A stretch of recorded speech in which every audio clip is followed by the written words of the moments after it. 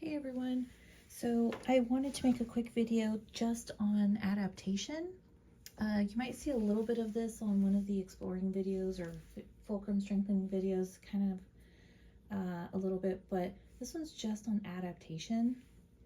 So the first step you'll want to do is get set up. The one thing we find a lot of issues with is making sure your patient positioning is correct, and oftentimes we see what should be a chin up, supine position ends up being a little too much chin down, a little too much semi-supine. So it's difficult to kind of get set up, but that's step one. Once you get set up, then you work on your grasp with your index finger and your thumb across from each other, your middle finger lightly on the shank, your fulcrum finger or ring finger extended, depending on where you're at, or if you're right-handed or left-handed. I'm a right-handed clinician, and I'm coming in at 8 o'clock, so I'll be working on my surfaces towards. I often use kind of a palm down position, and I would be advancing from my dominant hand to my non-dominant hand, so the canine that's closest to my dominant hand would be where I start. When you first start practicing adaptation, it's important to get all of these things set up first, okay? And then next is fulcrum. So your fulcrum placement will land, and at this point you can start working on your wrist activation. We know that we need a very relaxed grasp, so we rely on a lot of the wrist movement, forearm movement, to help carry the strength and stability of moving this instrument in a very light manner. So this is just me doing any kind of movement, and maybe depending on where I'm at, I might be rotating this way, might be rotating this way. I have a whole nother video on that, on practicing your wrist movement for wrist activation. Anyway, so after you kind of land and you start moving around your wrist, you're getting ready, then you can start placing and just working on one strip. And your only goal right here is to make sure that your tip stays on the tooth.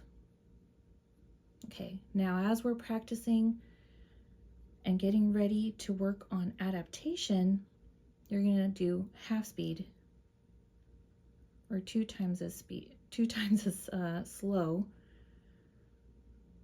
And we're just looking at the tip drawing itself from the gingival margin. In reality, it would be at the depth of the pocket.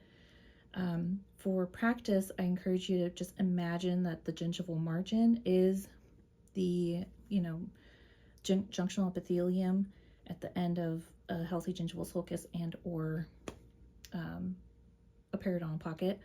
So you're moving half speed here, and then as you draw each stroke, you are going to be performing tiny little micro rolls as you advance 1 to 2 millimeters on the tooth. You can see these tiny little micro rolls. Now, if you find that you are kind of extended too far, you've already rolled your max amount of rolling with your index finger and your thumb, maybe it's time to use your pivot on your fulcrum to kind of give you some more reach, because ideally you're going to want to use your whole hand as a unit.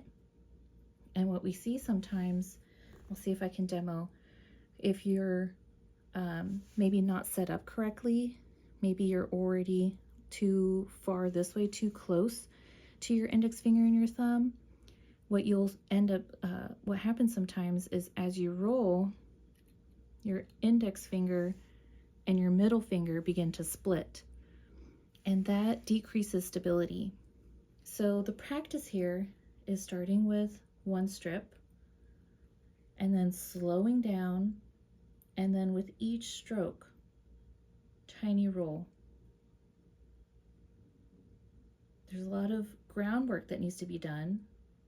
You need to have a stable fulcrum, wrist movement, correct grasp, and then you stop about midway past the proximal surface. And you'll notice once I let go, my grasp is still intact. And so then you would keep on working on that. You start here, light grasp, and then slow down and just work on your adaptation. Tiny little rolls. And then as you advance to this line angle, that's a big steep roll, right? So it's going to take a bigger roll, or maybe even a pivot. Maybe your elbow will just come up slightly to help you with that. Okay, and that's pretty much it. So slowing down and making the tiny little rolls as you enter proximal surface, and then adding that to all the other things that we're kind of getting ourselves set up to. So those building blocks once again. All right, so that's my exercise on adaptation.